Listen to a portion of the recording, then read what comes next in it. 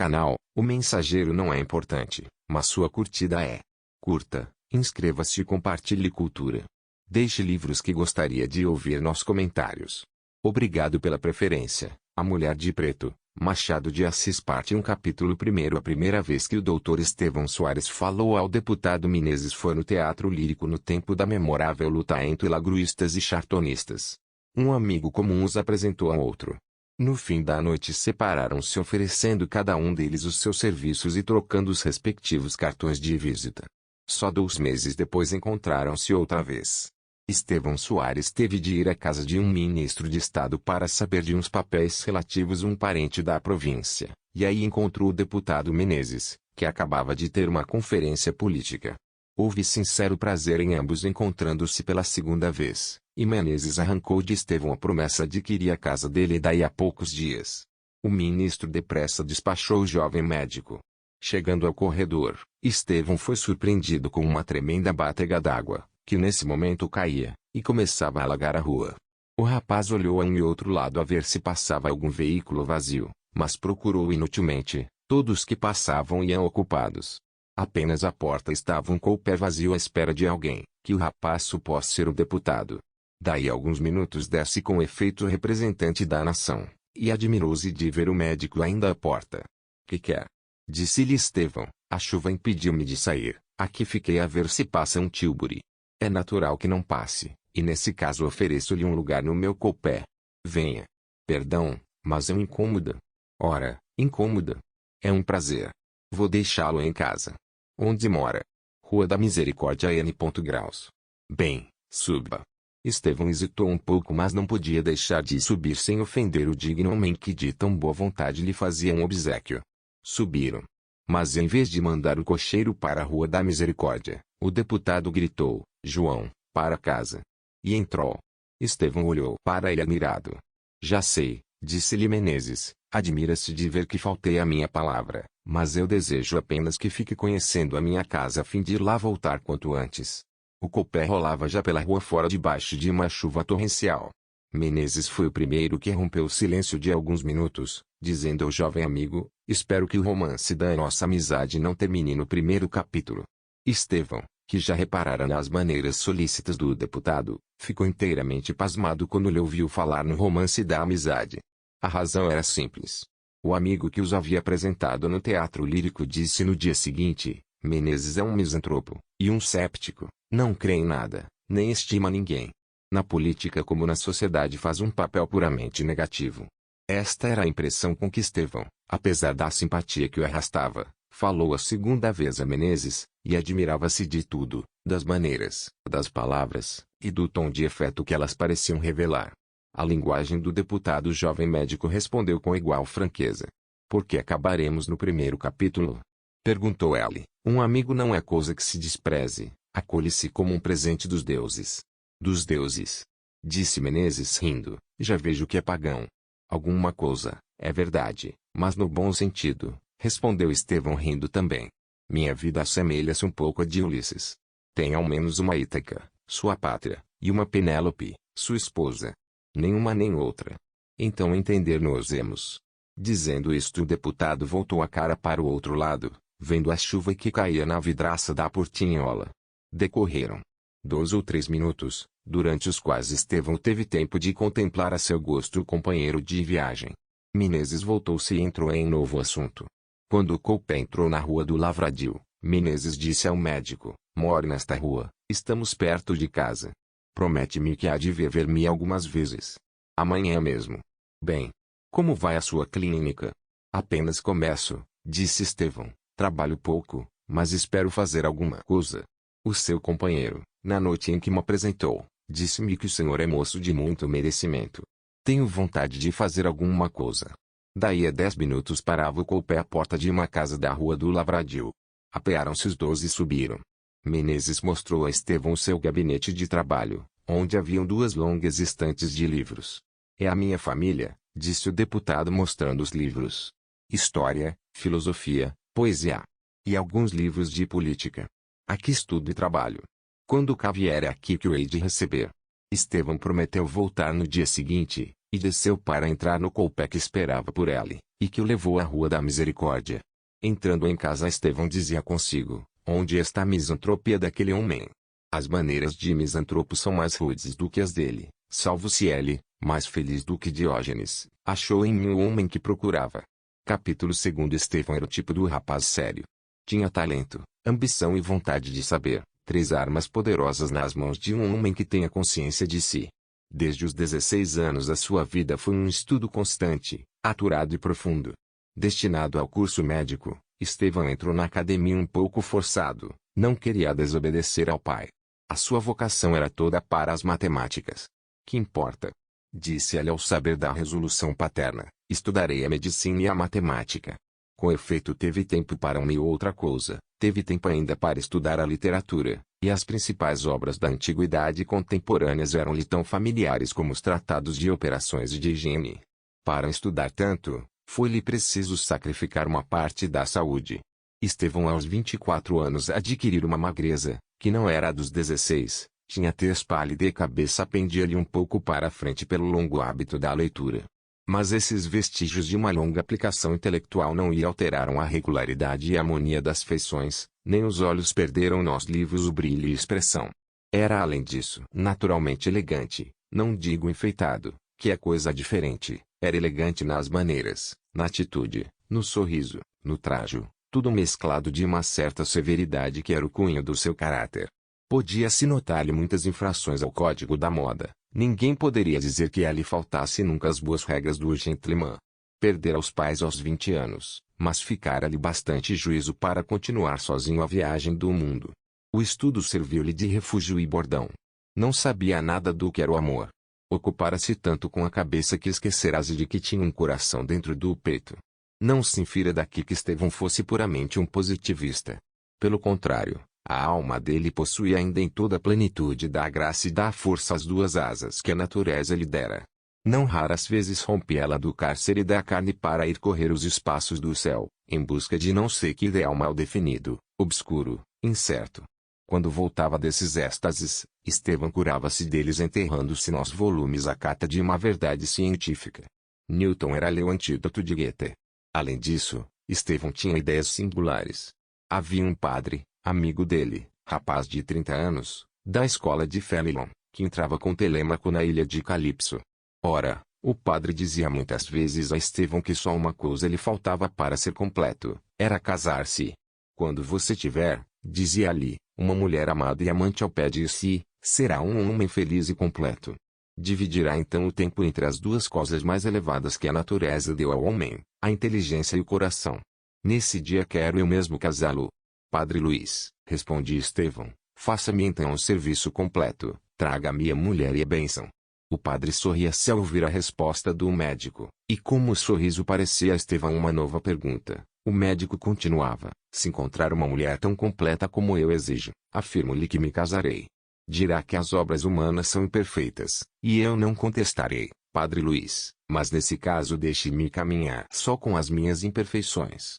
Daqui engendrava-se sempre uma discussão, que se animava e crescia até o ponto em que Estevão concluía por este modo: Padre Luiz, uma menina que deixa as bonecas para ir decorar mecanicamente alguns livros mal escolhidos, que interrompe uma lição para ouvir contar uma cena de namoro, que em matéria de arte só conhece os figurinos parisienses, que deixa as calças para entrar no baile, e que antes de suspirar por um homem, examina-lhe a correção da gravata, e o apertado do botim. Padre Luiz, esta menina pode vir a ser um esplêndido ornamento de salão e até uma fecunda mãe de família, mas nunca será uma mulher.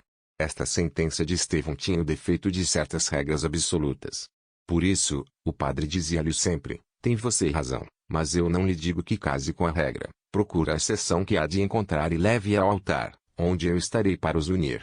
Tais eram os sentimentos de Estevão em relação ao amor e à mulher. A natureza dera-lhe em parte esses sentimentos, mas em parte adquiriu-os ele nos livros. Exigia a perfeição intelectual e moral de uma Heloísa, e partia da exceção para estabelecer uma regra. Era intolerante para os erros veniais. Não os reconhecia como tais. Não há erro venial, dizia ele, em matéria de costumes e de amor. Contribuirá para esta rigidez de ânimo o espetáculo da própria família de Estevão. Até aos 20 anos foi ela testemunha do que era a santidade do amor mantido pela virtude doméstica. Sua mãe, que morrera com 38 anos, amou o marido até os últimos dias, e poucos meses lhe sobreviveu. Estevão soube que fora ardente e entusiástico o amor de seus pais, na estação do noivado, durante a manhã conjugal, conheceu-o assim por tradição, mas na tarde conjugal a que ela assistiu viu o amor calmo, solícito e confiante, cheio de dedicação e respeito, praticado como um culto, sem recriminações nem pesares, e tão profundo como no primeiro dia. Os pais de Estevão morreram amados e felizes na tranquila seriedade do dever. No ânimo de Estevão, o amor que funda a família devia ser aquilo ou não seria nada. Era a justiça, mas a intolerância de Estevão começava na convicção que ela tinha de que com a dele morrera a última família, e fora com ela a derradeira tradição do amor. Que era preciso para derrubar todo este sistema, ainda que momentâneo. Uma coisa pequeníssima, um sorriso e 2 olhos. Mas como esses 2 olhos não apareciam, Estevão entregava-se na maior parte do tempo aos seus estudos científicos, empregando as horas vagas em algumas distrações que o não prendiam por muito tempo. Morava só, tinha um escravo, da mesma idade que ele, e cria da casa do pai, mais irmão do que escravo, na dedicação e no afeto. Recebia alguns amigos, a quem visitava de quando em quando, entre os quais incluímos o jovem padre Luís, a quem Estevão chamava Platão de Sotaina. Naturalmente bom e afetuoso, generoso e cavalheiresco, sem ódios nem rancores, entusiasta por todas as coisas boas e verdadeiras, tal era o doutor Estevão Soares, aos 24 anos de idade. Do seu retrato físico já dissemos alguma coisa.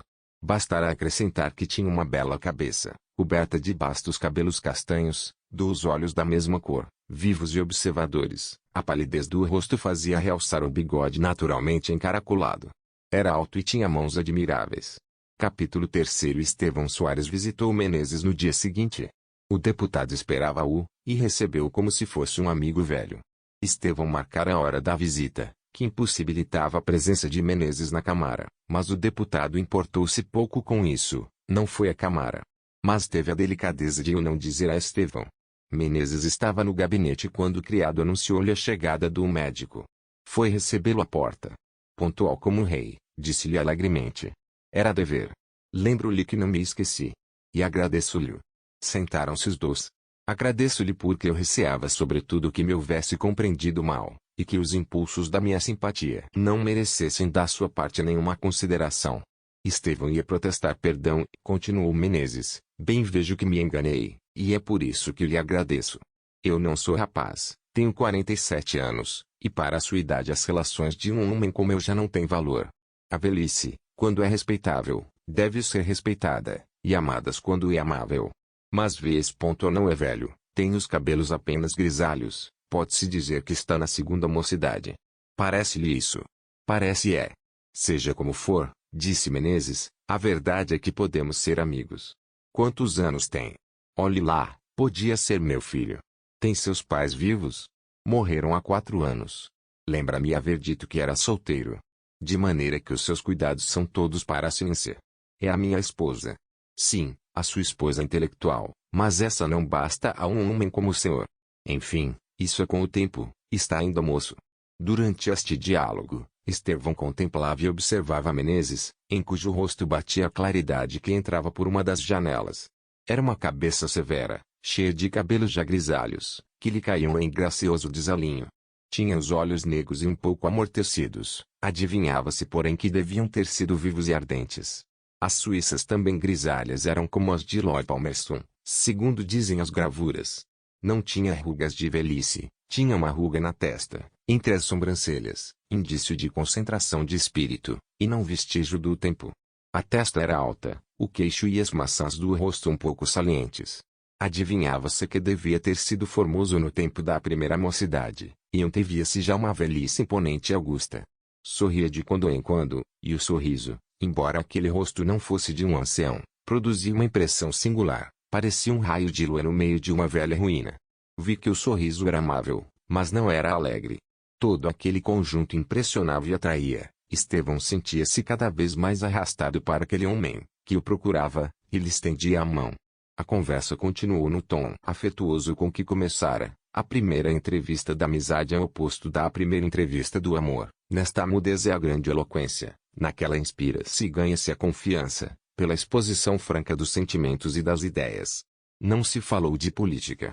Estevão aludiu de passagem às funções de Menezes, mas foi um verdadeiro incidente a que o deputado não prestou atenção. No fim de uma hora, Estevão levantou-se para sair, tinha de ir ver um doente. O motivo é sagrado, se não retinha-o. Mas eu voltarei outras vezes. Sem dúvida alguma, e eu irei vê-lo algumas vezes. Se no fim de 15 dias não se aborrecer. Olhe, venha de tarde, janta algumas vezes comigo, depois da Câmara estou completamente livre. Estevão saiu prometendo tudo. Voltou lá, com efeito, e jantou 2 vezes com o deputado, que também visitou Estevão em casa, foram ao teatro juntos, relacionaram-se intimamente com as famílias conhecidas. No fim de um mês eram 2 amigos velhos. Tinham observado reciprocamente o caráter e os sentimentos. Menezes gostava de ver a seriedade do médico e o seu bom senso, estimava-o com as suas intolerâncias, aplaudindo-lhe a generosa ambição que o dominava. Pela sua parte o médico via em Menezes um homem que sabia ligar a austeridade dos anos à amabilidade de cavalheiro, modesto nas suas maneiras, instruído, sentimental. Da misantropia anunciada não encontrou vestígios. É verdade que em algumas ocasiões Menezes parecia mais disposto a ouvir do que a falar, e então o olhar tornava-se-lhe sombrio e parado, como se em vez de ver os objetos exteriores, estivesse contemplando a sua própria consciência. Mas eram rápidos esses momentos, e Menezes voltava logo aos seus modos habituais. Não é um misantropo, pensava então Estevão, mas este homem tem um drama dentro de si. A observação de Estevão adquiriu certo caráter de verossimilhança quando uma noite em que se achavam no teatro lírico, Estevão chamou a atenção de Menezes para uma mulher vestida de preto que se achava em um camarote da primeira ordem. Não conheço aquela mulher, disse Estevão. Sabe quem é? Menezes olhou para o camarote indicado, contemplou a mulher por alguns instantes e respondeu, não conheço. A conversa ficou aí. Mas o médico reparou que a mulher 2 vezes olhou para Menezes, e este 2 vezes para ela, encontrando-se os olhos de ambos. No fim do espetáculo, os 2 amigos dirigiram-se pelo corredor do lado em que estivera a mulher de preto. Estevão teve apenas nova curiosidade, a curiosidade de artista, quis vê-la de perto. Mas a porta do camarote estava fechada. Teria já saído ou não? Era impossível sabê-lo. Menezes passou sem olhar. Ao chegarem ao patamar da escada que dá para o lado da Rua dos Ciganos, pararam os 2 porque havia grande afluência de gente. Daí a pouco ouviu-se passo apressado, Menezes voltou o rosto, e dando o braço a Estevão desceu imediatamente, apesar da dificuldade. Estevão compreendeu, mas nada viu. Pela sua parte, Menezes não deu sinal algum. Apenas se desembaraçaram da multidão, o deputado encetou uma alegre conversa com o médico. Que efeito lhe faz? Perguntou ele. Quando passa no meio de tantas damas elegantes, aquela confusão de sedas e de perfumes. Estevão respondeu distridamente, e Menezes continuou a conversa no mesmo estilo. Daí a 5 minutos a aventura do teatro tinha-se-lhe varrido da memória. Capítulo 4. Um dia Estevão Soares foi convidado para um baile em casa de um velho amigo de seu pai. A sociedade era luzida e numerosa. Estevão, embora vivesse muito arredado, achou ali grande número de conhecidas. Não dançou. Viu, conversou, riu um pouco e saiu. Mas ao entrar levava o coração livre, ao sair trouxe nele uma flecha, para falar a linguagem dos poetas da Arcádia, era a flecha do amor. Do amor? A falar a verdade não se pode dar este nome ao sentimento experimentado por Estevão, não era ainda um amor, mas bem pode ser que viesse a sê-lo. Por enquanto era um sentimento de fascinação doce e branda, uma mulher que lá estava produzira nele a impressão que as fadas produziam nos príncipes errantes ou nas princesas perseguidas, segundo nos rezam os contos das velhas. A mulher em questão não era uma virgem, era uma viúva de 34 anos, bela como o dia, graciosa e terna. Estevão via pela primeira vez, pelo menos não se lembrava daquelas feições. Conversou com ela durante meia hora, e tão encantado ficou com as maneiras, a voz, a beleza de Madalena, que ao chegar a casa não pôde dormir. Como verdadeiro médico que era, sentia em si os sintomas dessa hipertrofia do coração que se chama amor e procurou combater a enfermidade nascente. Leu algumas páginas de matemáticas, isto é, percorreu-as com os olhos, porque apenas começava a ler o espírito aliava do livro onde apenas ficavam os olhos, o espírito ia ter com a viúva. O cansaço foi mais feliz que Euclides, Sobre a madrugada Estevão Soares adormeceu. Mas sonhou com a viúva.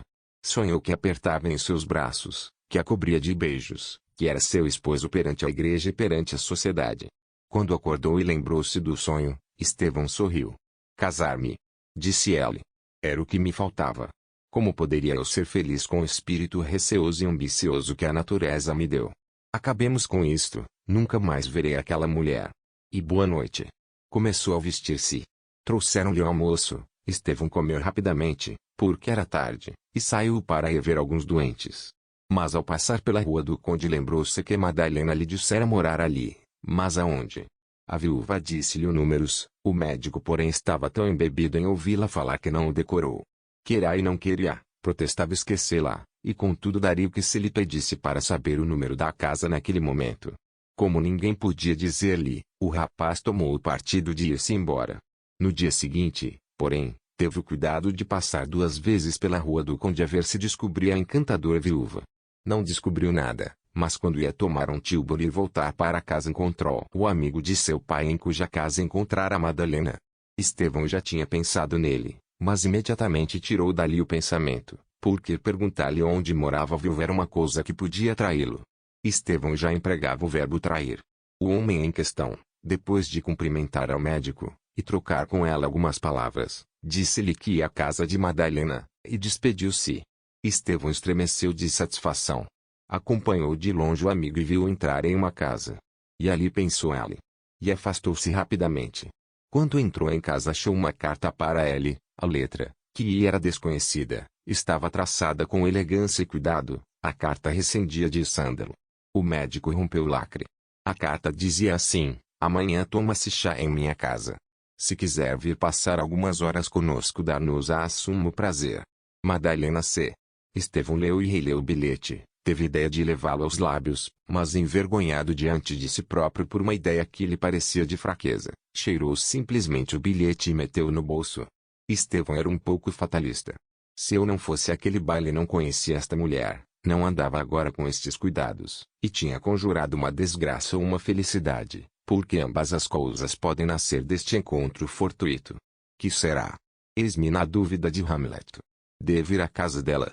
A cortêsia pede que vá. Devo ir, mas irei encouraçado contra tudo. É preciso romper com estas ideias, e continuar a vida tranquila que tenho tido. Estava nisto quando Menezes lhe entrou por casa. Vinha buscá-lo para jantar. Estevão saiu com o deputado. Em caminho fez-lhe perguntas curiosas. Por exemplo, acredita no destino, meu amigo? Pensa que há um Deus do bem e um Deus do mal, em conflito travado sobre a vida do homem? O destino é a vontade, respondia Menezes, cada homem faz o seu destino. Mas enfim nós temos pressentimentos. Às vezes adivinhamos acontecimentos em que não tomamos parte. Não lhe parece que há um Deus benfazejo que nulo segreda? Fala como um pagão. Eu não creio em nada disso. Creio que tenho o estômago vazio, e o que melhor podemos fazer é jantar aqui mesmo no Hotel de Europa em vez de ir à Rua do Lavradio. Subiram ao Hotel de Europa. Ali haviam vários deputados que conversavam de política, e os quais se reuniram a Menezes. Estevão ouvia e respondia, sem esquecer nunca a viúva, a carta e o sândalo. Assim, pois, davam-se contrastes singulares entre a conversa geral e o pensamento de Estevão. Dizia por exemplo um deputado, o governo é reator, as províncias não podem mais suportá-lo. Os princípios estão todos preteridos. Na minha província foram demitidos alguns subdelegados pela circunstância única de serem meus parentes. Meu cunhado, que era diretor das rendas, foi posto fora do lugar, e este deu-se em Peralta contra a parente dos Valadares. Eu confesso que vou romper amanhã a oposição. Estevão olhava para o deputado, mas no interior estava dizendo isto, com efeito, Madalena é bela, é admiravelmente bela. Tem uns olhos de matar. Os cabelos são lindíssimos, tudo nela é fascinador. Se pudesse ser minha mulher, eu seria feliz, mas quem sabe? Contudo sinto que vou amá-la. Já é irresistível, é preciso amá-la, e ela? Que quer dizer aquele convite? Amar-me-á? Estevão embebera-se tanto nesta contemplação ideal, que, acontecendo perguntar-lhe um deputado se não achava a situação negra e carrancuda, Estevão entregue ao seu pensamento respondeu, é lindíssima. Ah! Disse o deputado, vejo que o senhor é ministerialista. Estevão sorriu, mas Menezes franziu o sobrolho. Compreendera tudo. Capítulo 5. Quando saíram, o deputado disse ao médico: meu amigo, você é desleal comigo. Por quê? Perguntou Estevão meio sério e meio risonho, não compreendendo a observação do deputado. Sim, continuou Menezes, você esconde-me um segredo. Eu. É verdade, e um segredo de amor. Ah! Disse Estevão, por que diz isso? Reparei há pouco que, ao passo que os mais conversavam em política, você pensava em uma mulher, e mulher. Lindíssima. Estevão compreendeu que estava descoberto, não negou. É verdade, pensava em uma mulher. E eu serei o último a saber? Mas saber o quê? Não há amor, não há nada. Encontrei uma mulher que me impressionou e ainda agora me preocupa, mas é bem possível que não passe disto. Aí está. É um capítulo interrompido, um romance que fica na primeira página. Eu lhe digo, há de me ser difícil amar. Por quê? Eu sei. Custa-me a crer no amor.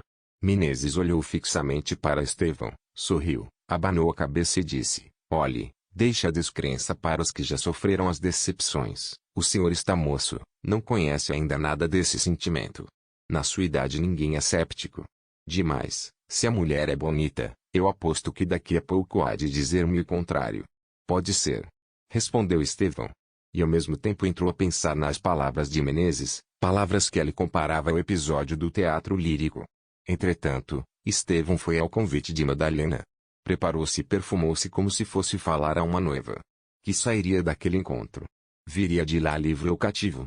Já seria amado? Estevão não deixou de pensá-lo, aquele convite parecia-lhe uma prova irrecusável. O médico entrando num Tilbury começou a formar vários castelos no ar. Enfim chegou a casa. Fim da parte.